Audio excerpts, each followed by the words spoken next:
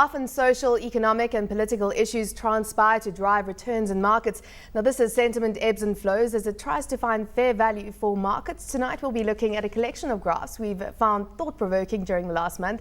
And maybe you have a graph that you'd like to share with us. So please do send it through to us on wealthquest@abn360.com.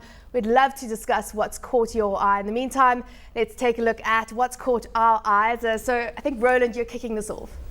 Yeah, I think one of the key things one always has to keep in mind is how much of the returns in the equity market are coming from real reasons and not so real reasons. In other words, rational drivers, macroeconomics, fundamentals, and how much is coming from irrational or sentiment kind of components. And we've got a technique that we use to split those, and we have a graph that takes the all-share index returns, and you'll see a long list of variables there that we have identified as key drivers of the market. Now, they obviously are important drivers, but if we strip out the impact of those drivers from the market's returns, we are left with something that those drivers do not explain. And that is what that shaded blue area is showing you. At times, you can see there's a lot of positive returns in the market that cannot be explained by those drivers, and that is the irrational part. And you can see currently in 2013, or at least over the last 6 months, we've seen certainly an increase in the part that we cannot explain, which is concerning because it's telling us that the market is running on thin air or on sentiment. And you can see that from where it's been previously, it is getting to those levels, but it's not quite there yet. So we still see a little bit of positive sentiment in the market, but it's certainly getting overly optimistic from now onwards. So the market's a little bit heading towards crazy territory right now, but not as cooked as it has been before, correct, is what you're saying. Correct. Well, I mean, let's go back to that graph because I think this is a very interesting graph. Let's just quickly show you what that graph looks like again. I mean, 89. Look at the unexplained factor in the market, way up here. I mean, let's look at some of the other ones. There's 98. Look at how big the unexplained factor is in the market over there. And obviously, I mean, these are obviously, Ronan, to correct me here, that's sentiment. So that's obviously that's our feelings about the market that makes us either purchase stock or sell stock. And that's obviously in this case purchasing stock. So it kind of dries up that your indicator, so to speak, in order to show that there's what the interest in the markets are. You'll often see the markets run ahead of themselves, or run ahead of earnings, or run ahead of fundamentals, because that's what markets do, is they are always expensive or cheap and never at fair value, or very seldomly at fair value. So all this graph tries to do is say how much of the returns can we explain, and the portion we cannot explain, if that is getting more and more, it should be more and more concerning, and that's what we're seeing now. So we've seen a strong run in our markets, and that's clearly not sustainable, but there's probably still a little bit left. Yeah. Still a little bit more what's wrong with me? I can't get this out. Irrational exuberance. Irrational exuberance to spill into the markets. What about that negative territory there? I mean, what does that say? Well, it's basically saying that the market has fallen more than what the economics can justify. So the market is becoming pessimistic. It's falling more and more, but the economics are not justifying that extent of a fall.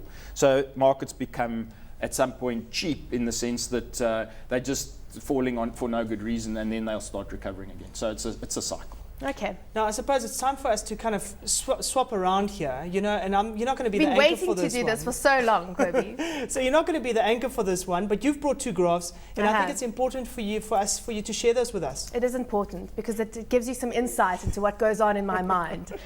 So let's take a look at my first graph, and as you can see that the graph there, where would you rather live? Now, this was written by one of the, Charles Robertson, who's an economist at Renaissance Capital. Overall, the piece is looking specifically at Russia. But interesting, some commentary coming through on immigration levels into key BRICS economies, key emerging market economies. Firstly, arguing that they are the peer group of Russia because of GDP per capita levels. But that being said, as you can see, if you look at this graph, the Russian front, you've got inflows into, if you could call them inflows, but people immigrating into Russia and South Africa between the 5 years to 2010, 1.1 million net migrants moving into Russia. And of course, South Africa, as you can see from that graph, sharing the same success. So that an interesting point, and of course, interesting if you contrast it to what India, China, and Mexico, what you're seeing from that front, because they lost 2 to 3 million people during the same period when it comes to net migration over that 5-year period to 2010. And Brazil and Turkey also losing more people. So basically what that's saying, what this graph is saying, is that people don't necessarily not want to live in South Africa or not necessarily averse to living in very cold Russia. But the question they then pose is the quality of human capital moving into these countries. Yeah, I mean, look, as a proud South African, I'd have to say that I think you're going to get a lot more quality of life living here than you are going to live, than you're going to get out of, living in Russia. But, then again, I might be biased as far as that's concerned. I mean, exactly the same thing that you're saying here, Sam, I actually picked up from a whole bunch of students a while ago that I did an economic lecture to. And I said to them, if you want to leave the country, where do you want to live? And very few people actually chose places like Brazil, Russia, India, China. They were choosing places like the United States. And I said to them, well, look, if you're going to run after growth, or you actually want to do something meaningful with your life over time, go pick an emerging market. Go pick a place where it is going to be rapidly growing, because that'll afford you the opportunity that you could utilize your skill at. And I mean, it's certainly showing you that that's happening globally. Interesting to see that the Russian numbers are just so high. And then obviously the guys that are net inflow here in South Africa, obviously the question there for me is, are we attracting the right skill? Yeah, I mean, just looking at that Russian point there, because they talk about the UK and the fact that there's a huge population of Russians living in the UK. Boris Johnson is one of those. Back in 2001 census in the UK, there were 15,000 Russian residents. 2009, that moved up to 32,000. And it's estimated, in fact, up to 500,000 people living in the UK of Russian descent. So that being said, that's the Russian story. But the context is really the quality of human capital. Many people moving into South Africa, we know, are from African countries where the prospects, the opportunities there are a lot worse than in South Africa. So we're getting not necessarily skilled labor.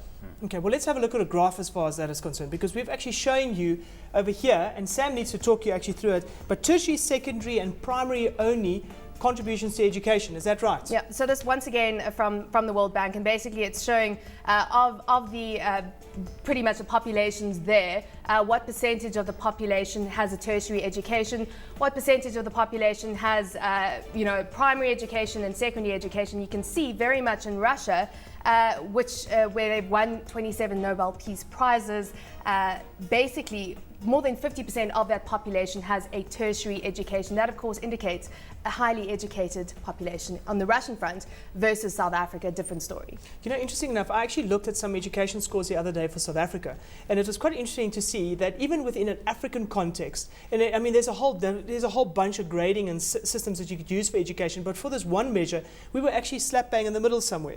Regardless of all the money that we're spending on education in this country, we're not seeing the direct benefit as far as our education levels are concerned, our skill level pushing up, and for that matter, then kind of pushing through into the job market so that we can actually get productivity going and everything else going. But is there a bias in that data, maybe in the sense that of the people that they are measuring, there's a high percentage that are doing tertiary education, but there's a lot of people that they are not measuring, whereas in the other countries their census might be wider than it is in South Africa? I suppose in any data you don't really know what kind of bias there might be. Sure. This came through from the World Bank. Hopefully it basically shows a wide sample. Yeah, a wide sample, and but basically we know in South Africa that is the issue, because if we're getting unskilled workers, and we're still having skilled workers leave the country, hopefully not to the extent that it was in prior years, we need to be making up for that in our education system. We need to be educating the population that is here basically with the skills so that they can basically make up for that and hopefully more than compensate for the loss of skills. And that is not what is going to happen if you have a very small portion of our population with a tertiary education. Yeah, absolutely. There we go. Well, I think it's my turn now, and what I'm going to do is I want to show you a graph that I think you'll be very, very familiar with. And it's a graph about unemployment. But what I'd like to do is I'd like you to set this maybe 10 years ago. If I said to you that advanced countries, that means kind of G7 economies, would sit with fairly large unemployment numbers, people probably would have said to me, you are absolutely crazy. And look what these numbers actually look like right now. So this is the unemployment rate that you're seeing on this axis over here. Unemployment rates in various kind of large-scale economies relative to their youth unemployment numbers that you're seeing over there. And the definition there for youth unemployment is obviously under 25s. And there you can see the area kind of trouble. There you can see Spain and Greece right at the top end of the chart, Portugal, Ireland, and Italy. And that kind of shows you that from a demographic perspective, what is going to happen in these economies. If you can't get employment, but you're highly skilled, where do you go? What is it that you do? And how does that kind of change the social structure as far as your economy is concerned? We know that from a growth rate perspective, we know that these economies are going backwards in real terms, not only GDP growth, but also just from a population size perspective, we know they're going backwards. Does this allow this to go even further backwards? These numbers here are kind of numbers that you kind of would kind of put hand in glove kind of with an emerging market, and you're starting to see these kind of in G7s. And what is our response as far as South Africa is concerned, as far as these numbers are concerned? Well, that is the question. What are your thoughts on that? Well, we don't have the statistics necessarily in South Africa to give us that kind of detail. I'm sure there's some estimates, but I think we would probably rate very highly on the youth ratio to total unemployment. But what is interesting is that Greece is actually exporting a lot of people now to places like Germany for this exact reason, that could be asked, what do you do if you are skilled but in a country where there's so much unemployment, as you leave the country? Mm-hmm. And they're going to countries like the more developed countries like Germany, where there is economic growth, but they have to accept obviously quite lowly paid jobs there, but at least they're getting a job. Germany, on the other hand, has always been an exporter of human capital, because there's so many highly qualified people in Germany that they also can't find work because their skills are so common. You know, there are more PhDs in Germany per capita than many other countries. So what do? They also leave, but they're exporting skilled labor. And you didn't want to go back to Germany, eh? South Africa's a better not place. yet. I'll wait for the EU to recover. You're going to wait a long time. I mean, as a matter of fact, you know, what will make me really happy is if you start seeing some of these economies start exporting people into BRICS. Because some of these people are seriously educated, highly skilled.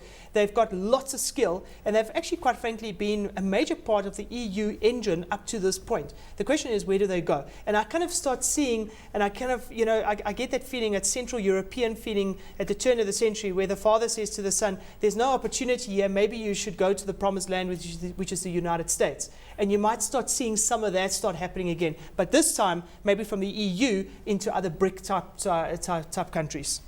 Well, we know, of course, in South Africa we have a huge, population of Italians, Portuguese, so we welcome more skills into the country. Absolutely. There we go. Roland?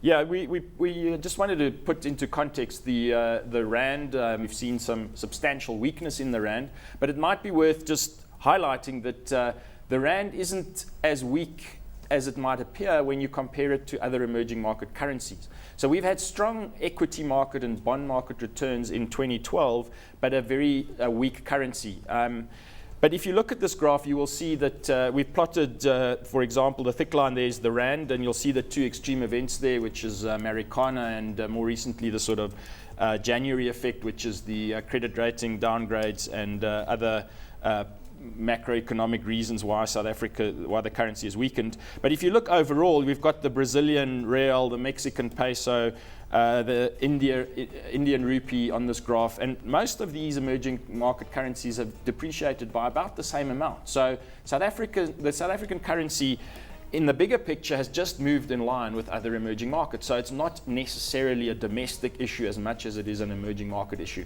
And all the research we do keeps coming back to the fact that our equity market, our currency markets are much more dependent on external factors than they are on internal factors. That really contrasts, though, to what a lot of forex traders I speak to say. They basically say that the rand has disconnected from international news flow and is trading more kind of in correlation with the negative news flow from South Africa. You see that very much happening in isolated incidents. So in August, September last year, you did see that. And again, in January, you are seeing that. But overall, the trend has been very similar.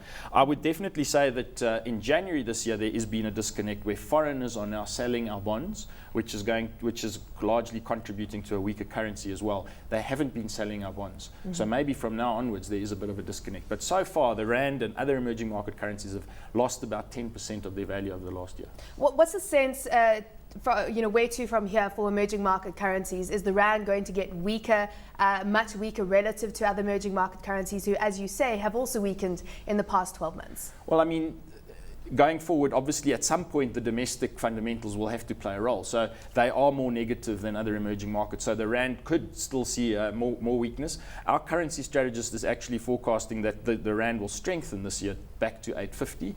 And the reasons for that, again, is that there are compelling reasons why foreigners should want to buy our bonds, just from a coupon perspective and from a yield perspective. But it's all about currency volatility. So when the currency is volatile, foreigners leave, but they come back immediately when that currency volatility subsides. So all we need is the rand to stabilize, and you might see it strengthen again from there onwards. The yield is the proverbial bone that they just cannot ignore when you're an international investor. Carry trade, as they call it. in foreign circles. Absolutely. We must always remember, and I don't know if this substantiates what you've just said, but if you're a big global investor, you're using emerging markets as a sweetener. South Africa, as far as that sweetener is concerned, is very tradable. It's got lots of breadth and depth in the market, and quite frankly, you want to make use of it. There's good companies and that's available in here. Gets too expensive, you pull your money. Gets cheap, you put your money quite frankly back. You've got one more graph left, Kobie, before we Yes, go to okay, break. let me quickly show you. This comes courtesy of Morgan Stanley.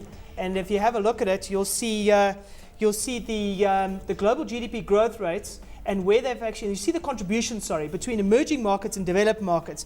And if you just have a look at the light blue shaded areas, those are emerging market contributions, and the orange areas is developed market contributions. And my question is, you can see over time, as emerging markets make up a larger and larger portion of global growth relative to their big counterparts, the developed market counterparts. The question is, what are we doing in South Africa?